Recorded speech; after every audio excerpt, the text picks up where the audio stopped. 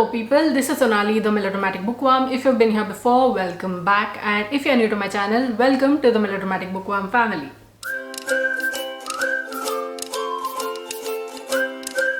Also welcome to a brand new reading vlog in which I will be reading Song of the Trinity, the Broken Tusk by author Vadan, and this is a sequel. The first book in the series is called Song of the Trinity, The Rise of Kali, a book that I read, vlogged and reviewed in 2023. If you'd like to go check that vlog out, the link will be up here as well as in the description box below. I loved the first book. It was one of my favorite reads of that year, and now that the sequel is here, it's only right that I get started on it as soon as possible. But before that, a little recap about what happens in book 1. So in The Rise of Kali, Kali, the lord of Kali Yuga, is in prison, but he isn't staying silent. He is planning to break free with the help of his vassals. These vassals are creating chaos in the world so that it helps Kali break free.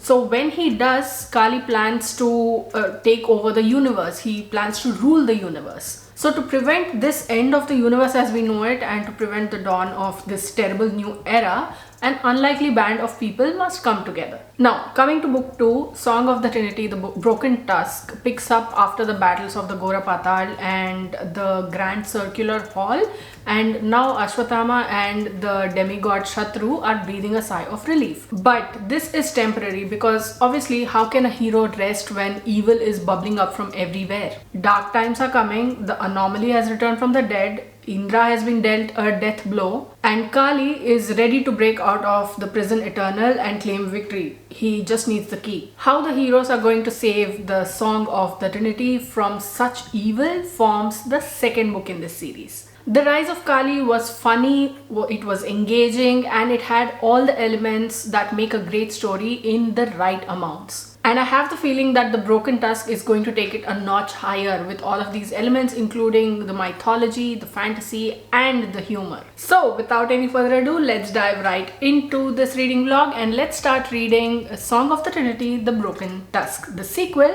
to The Rise of Kali.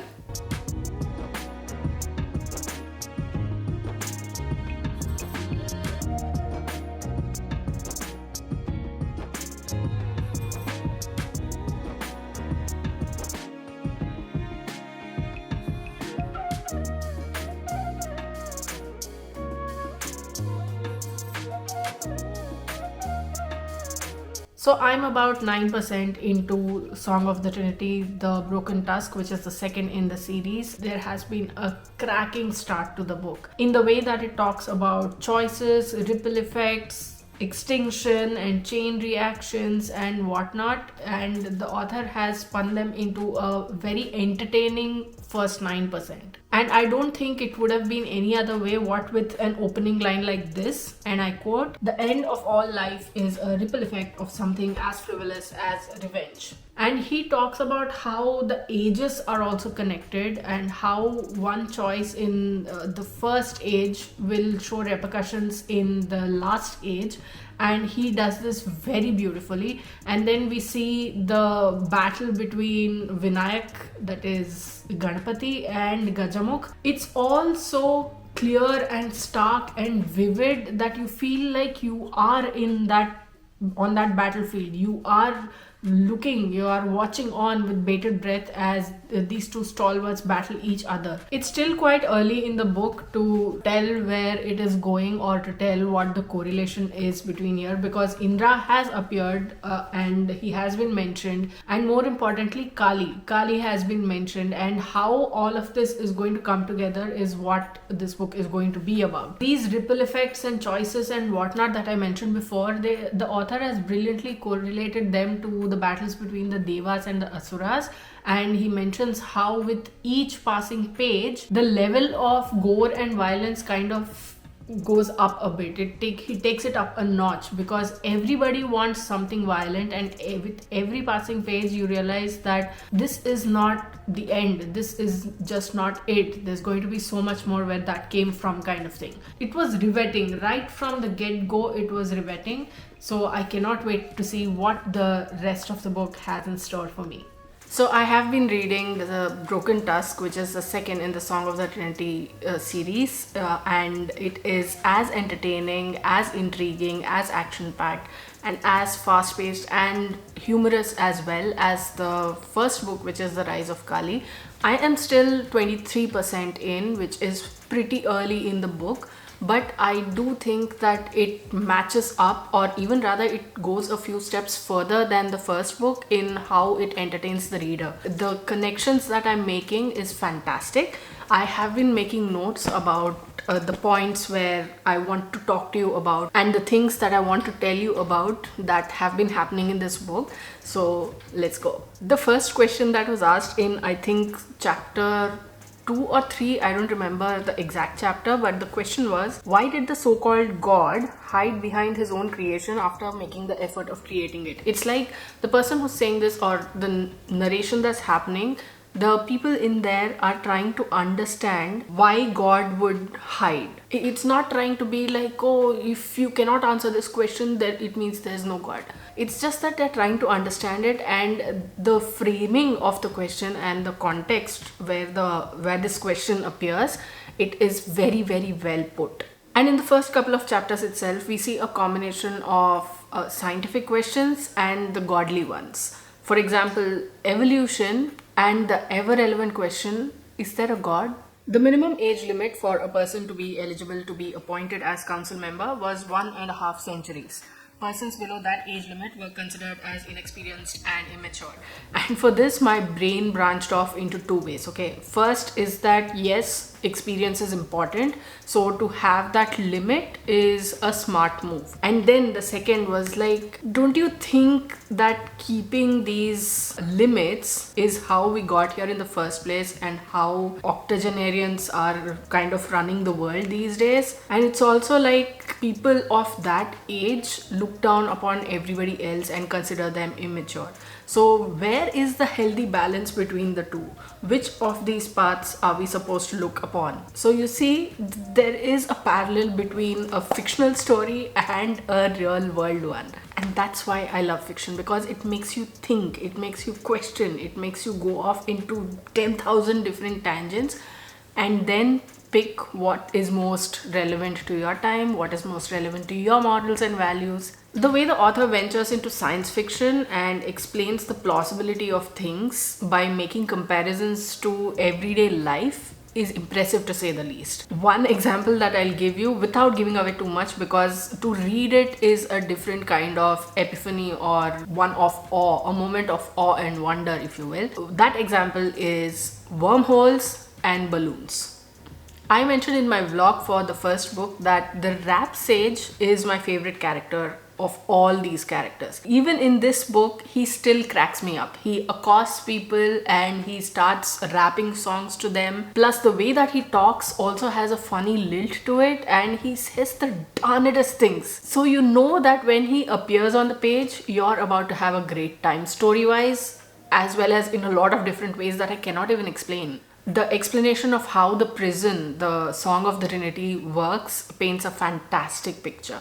Like, the words push your mind into conjuring it up, and when it does, the image, it will wow you without a doubt. That's exactly what happened to me, and I sat here staring at the wall across from me because I didn't want to erase that image from my mind. Plus, the scientific questions that are being asked as a tool to impress upon us the plausibility and the strength of the Song of the Trinity are exactly the right ones. They make so much sense even if you know nothing about interstellar physics, and that is in itself, well, impressive.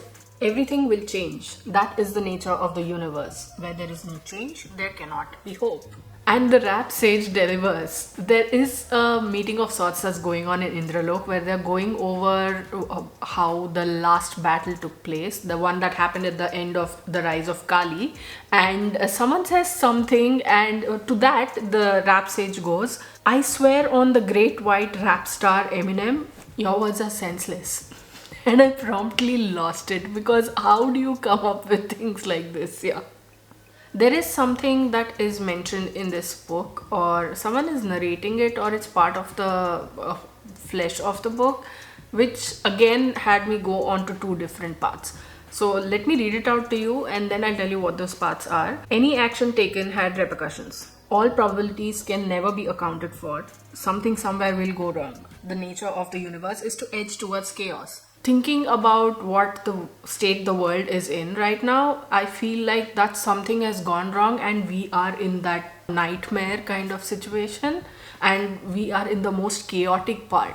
So now all we can do is put our hopes on the everything will change part, which I was just reading to you about. And the other way was that for such a long time we thought that we were beyond all of the bloodthirstiness and the gore of the past, but we are realizing that we are still not in a stable kind of society that we are living in. So is this something that will go wrong a cause of what we are going through today? Or is it a hope that whatever is happening now, that something will go wrong with it and that stability will come? And then comes the titular, The Broken Tusk, and the hunt for it. So whenever an author uses Hindu lore in a way that makes so much sense, yes, this is a mythological, you could also say science fiction fantasy, when the knitting of the story has so many threads but the author brings all of them together in a way that makes so much sense, I am always impressed, as I was with The Rise of Kali and as I am with this book. And this author is doing a fantastic job and I couldn't be more excited to find out what happens. I was not expecting this character to show up in this story, but now that they have appeared, it does kind of make sense why they were chosen. And no, I'm not telling you who it is because that is part of the fun. Chapter 6 is an exquisite one. We are currently in the story in Kalahasti, Andhra Pradesh, and something happens here that makes you go round-eyed with surprise and wonder and awe. So that's where I'm at in the story. I'm at 23% and I will be doing a bit of reading now and I will do a little bit of vlogging if you want to come along with me.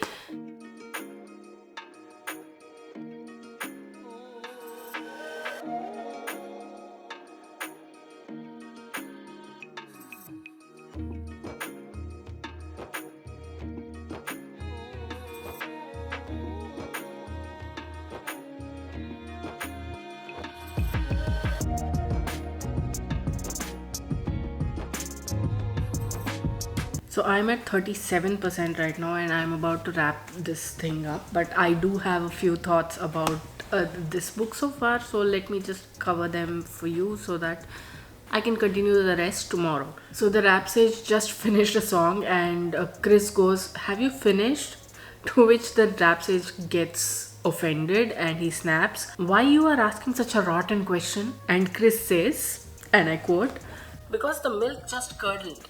Again, that's the third Tetra Pak of milk in a row. You are the only person I know who kills milk. If you have to sing like you can't control the urge, why don't you step outside, go into a storm, jump into a live volcano, race towards a charging rhino, stand under an avalanche and then sing. You could do some good there. It's like an insult wrapped in a compliment. It's not really a compliment, it is an insult, but it still feels like, you know what I'm trying to say, right? To this, the rap sage, he roars. He says, "Shut up your bloody mouth, you rascal, ungrateful fellow. Keep quiet and wash dishes." Those are my favorite pages, by the way. Those are my favorite parts of the book. Yes, there is a lot of mythology, science fiction, and time-space continuum, this quantum physics and all going on, but rap sage, man, he is my favorite.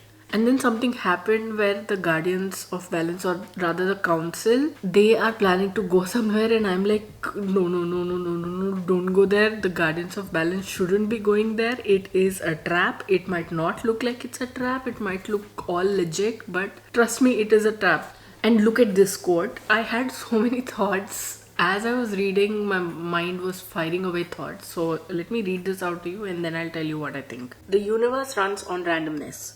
Everything depends on probabilities and the choices that they trigger. Education or labor, abide by the law or be an outlaw, be honest or corrupt. You have to choose. Everything that happens in your life is based on those choices.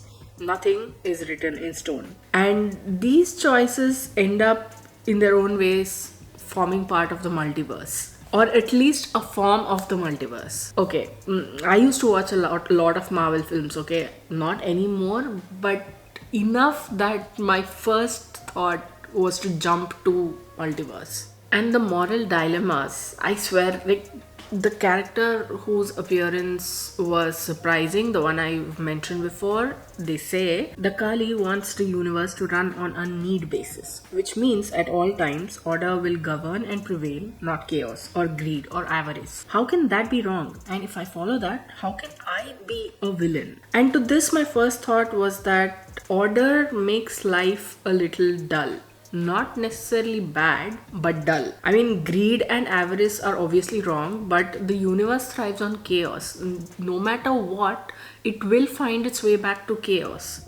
So the rap sage is back, and he now has a new nickname, Rappy. So Shatru goes, Rappy was singing about chicken noodles. If it inspired him enough to murder it with a song, I wanted to know where I could get it when we return.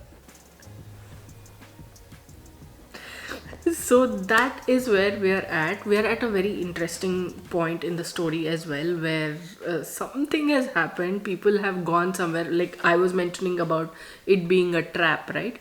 So they have gone there, and now it remains to be seen what happens to them. It's way too late. I'm not even going to tell you what time it is, but it's way too late right now, so I'm going to go sleep, and I will return to the story tomorrow. I have a feeling I'm going to finish the book tomorrow.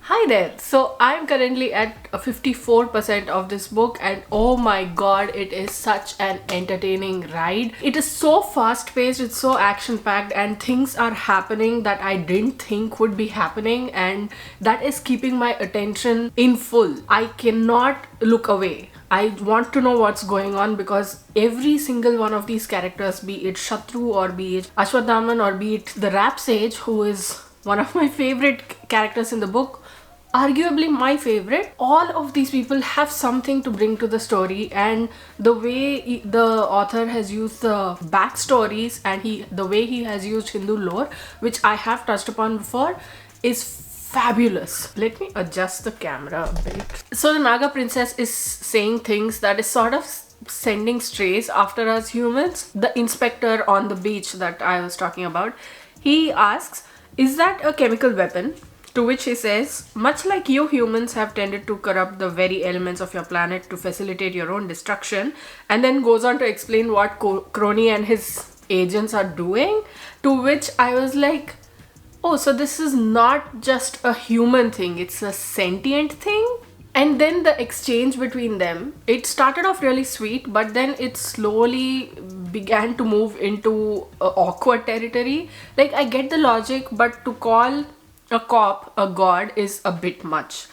But then again, she has this whole thing going on where the Parabrahman resides in all of us and all of that, and it just so happens that the man standing beside her is an inspector.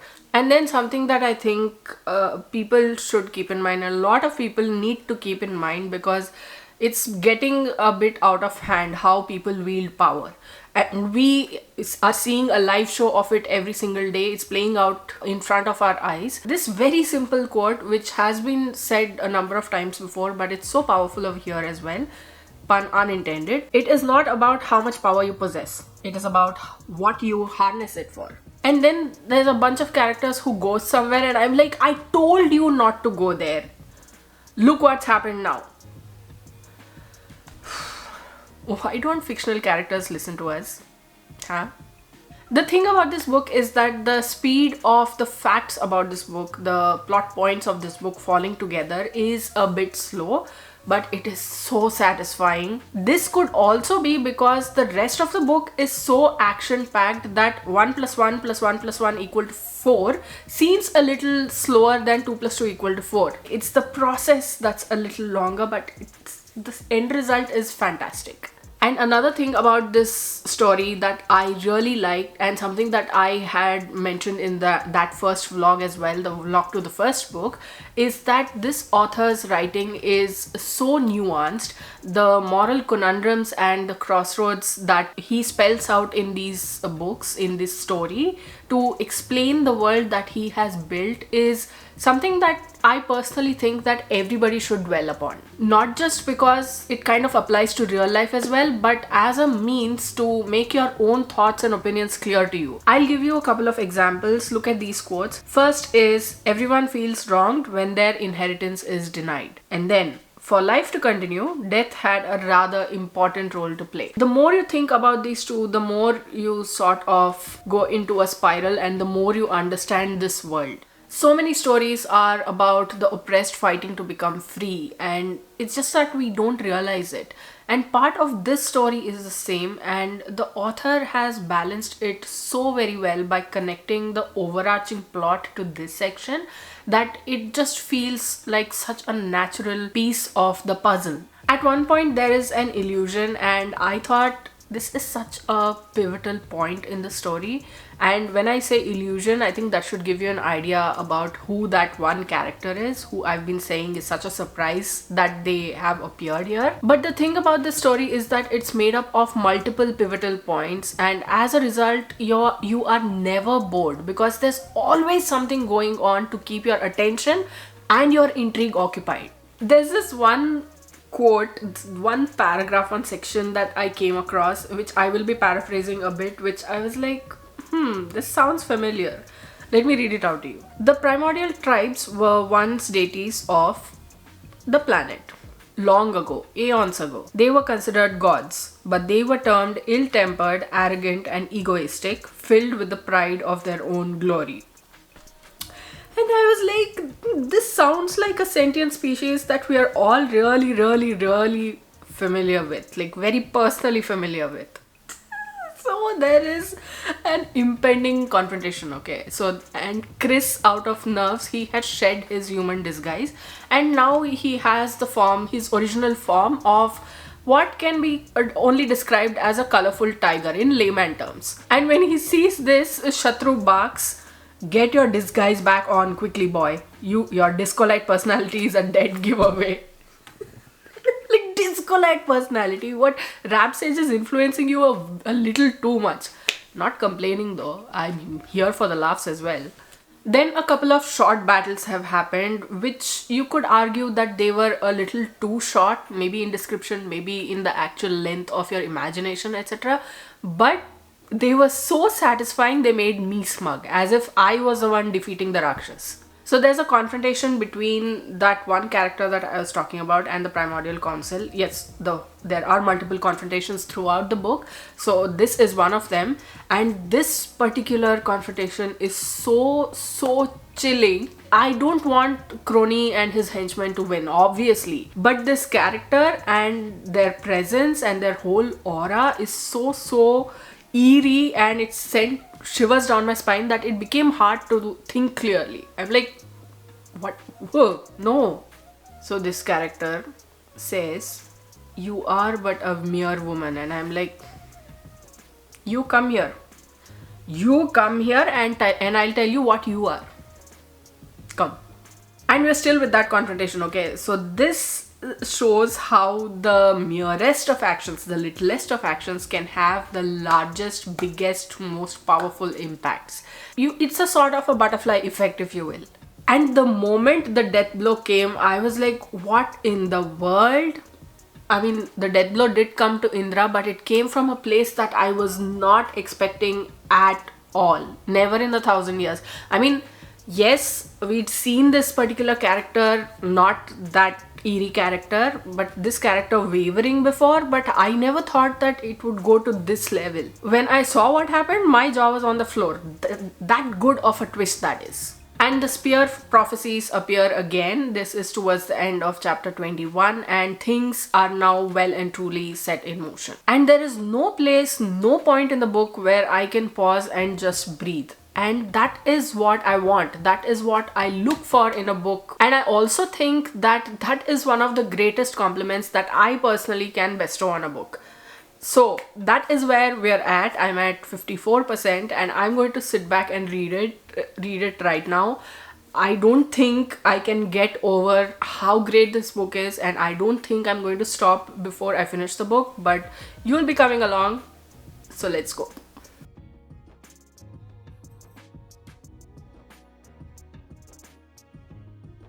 Okay, I wrote down my thoughts, but I'm going to say it right here that something else has happened just one page into the next chapter, and I am here for it. Another twist, and I am here for it. I love it. Okay, back to the book.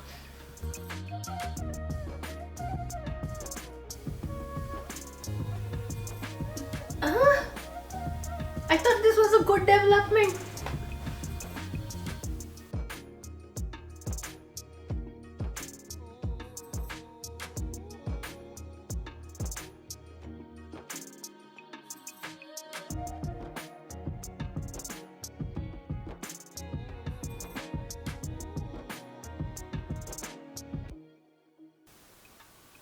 If anything happens to the rap sage, if anything happens to him, I will riot. Like, why? I know it's necessary, and I know that is part of the story, but please don't do anything to the rap sage. Like, I'm somewhat distraught. Can you see? Can you see why I'm distraught? Because Rap Sage is my favorite character, arguably my favorite character in this. He doesn't appear a lot, but something has happened which made me immediately go no, and I closed the book and I had to take a 10-minute break because the possibilities of if that something is happening and it's going to blow up everything, and there's a very high possibility of that, and I had to just sit there staring at the wall opposite me. It's a sort of a pattern here with this book that I just stare at the wall in shock, and I don't know what to do. I mean, I know I have to read further, but still it's very scary. So I'm at 80% of the book and things are picking up so much. I mean, there was a little lull in the story because the author decided to introduce more characters or more worlds in this one big world. So I will talk about it as we go because I just want to go in a chronological order of what my feelings were as and when things happened in the story. We ended that last clip on a twist, and you watched me lose my mind over another twist that happened, and the other twist that happened I really love. I actually really love it, and I did not see this coming either. Like, I had a sort of hunch that this was going to be one of those kinds of things where you really don't know whether what is on the page or what is going on is actually what it looks like, or if there's some other strategy going on underneath it all. And if you are subverting everything, if you are saying one thing and you are twisting it another way in a way that makes complete sense, I'm here for it. There is one character who says women are like that. It is in their nature to seek the safest haven. That is how they are designed, I think. And I was like, never would it have occurred to you that it could have been strategy, huh? Why is it your first instinct to think that they always only look out for themselves? Not that they would be, playing into the bigger picture or something. At one point, Ashwathaman and Queen Bhavani are having a conversation, and Ashwathaman goes, I found people on earth losing belief in the concept of oneness with the universe, the Parabrahman. They believe they are a result of a great cosmic accident. To which Queen Bhavani goes, just as a child will draw conclusions from its first experiment. A lot of people think that the gods and demigods think this, and that is totally fine. But my question is, if you accept that the universe runs on chaos, then how can you dismiss the great big cosmic accident as just a child's conclusions from a child's experiment? It is absolutely possible and probable, is it not? I've been harping on and on and on about the death blow to Indra, which is sort of like a very pivotal point in the way the story plays out and how it's playing out. I can't even begin to express my awe about it. But the way Indra's countenance changes after that death blow, it's so terrifying. It can be a tad bit gory and it will horrify you, and I think that is what drills into you the seriousness of the situation. And the thrilling part, for lack of a better word, is that you have no idea at this point which way things are going to go. And when the rap sage did something that looked like it was about to kill him, I lost it, as you might have already seen. My heart almost stopped for a hot second, and I'm still sad about it. But there's still 20% to go, so maybe there's hope after all. This book is making me lose my mind. Honestly, it's making me lose my mind. Thanks to all the revelations that are coming, the gradual, displays of power, the gradual strategies, the conniving ideas of the, if you would call it, bad guys. But all this is what it makes so exciting. Like, what do you mean they are not here? They are supposed to be here. The chapter about the start of this whole saga, where Crony came from, what he intends to do, where he plans to go, and his conversations with his agents and a child of his, it's all so dark and unsettling. That whole chapter, I was like, oh my god, I hope this bugger loses. Another point to ponder is about how gods expect prayers and offerings. So let me set the context for you. So Deeksh and Dhiraksha, who are the overlords, are two of the overlords. They are asking the local tribesmen of a planet which these tribesmen are supposed to protect, why did you not try to stop them? Them being the bad guys. To which the tribesman goes, they, which is the people of the planet, have lost faith in us a long time ago. In fact, there is not even a prayer to us. And Dhiraksha snaps, since when is prayer necessary for us to protect terrestrials? Which is a very valid question, because this is how it would be in an ideal situation. Protection from the gods without expecting any prayers and offerings in return, because said gods are benevolent. But the gods that we know of expect prayers and offerings in return for their protection, and they get angry and smite people when they don't receive any. It doesn't happen all the time, but enough that it has settled into public consciousness. So what is the answer to this? Is there a god? And if there is a god, said god's protection should be a given, not conditional. And then something happened that I kind of thought was a kind of a sign. So let me read it out to you. Sometimes the truth is hidden in plain sight, and yet so strong is the illusion around us that we are unable to perceive it. Maya and Satya are constantly waging war to best each other. Is this a foreshadowing? It is, actually, come to think of it. It is foreshadowing. Like, it was right. And just after that, something like that happened. Illusion. How is nobody understanding this? Like, where? I thought you all were supposed to be demigods. About 72% in, a new world called Chya is introduced. It's Chya, and we are taken through its backstory, how it came to be, and how it was annihilated. But at this point in the book, I thought that for us to get these nuggets of information, the plot kind of slowed down. It's not necessarily a bad thing, but when we are 72% into a book, it needs to speed up, not slow down, and give us all this information at a leisure pace. Another funny thing happens. I think this is at around 75-76%, and this is they're sitting in, I think, Amravati. Shatru, Lajdev and Chris, these three people are sitting there and they're discussing about the developments that have been happening. So this Lajdev is a kind of person who can see the truth, who can tell truth from falsity. When he talks in circles, so Shatru has had enough, so he goes, how about instead of beware, for the food from last night was stale and a great swelling is rumbling in my bowels, you say last night's dinner's given me the loosies. Simple conveys it less ominous. I mean, let the man have his purple prose, yeah, but still, I agree with this. Because if you can tell something in like 5-6 words, but you use a paragraph to say it, I'm going to be annoyed like him as well. Another thing that we have seen earlier in the book is about how experience and youth needs to work together to ensure that we do have a future, to ensure that there is hope for the future. So this is another just one line of quote, which is, unless age gives way to youth gracefully, life cannot sustain itself. Which is true.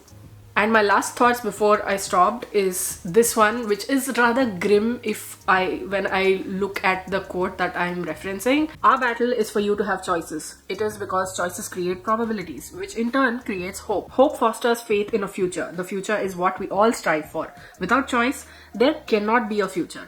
And I've got nothing to add to it because I feel like that is the whole of it. And yet when you try to apply it to the real world, all you see is destruction and greed and bloodthirstiness and a total absolute obliteration of choice. Like, where is the hope? How are we supposed to, bring in the hope when everything feels so grim? I want to see the good guys win, man. I just hope they do.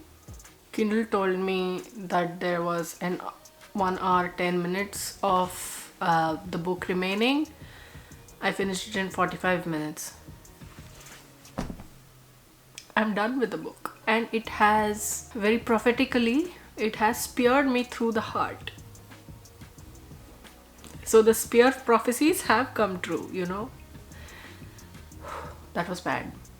I think the rap sage is influencing me a lot, but the last 20%, I cannot tell you, I don't want to tell you what happens in the last 20% because it is like the climax of the book, but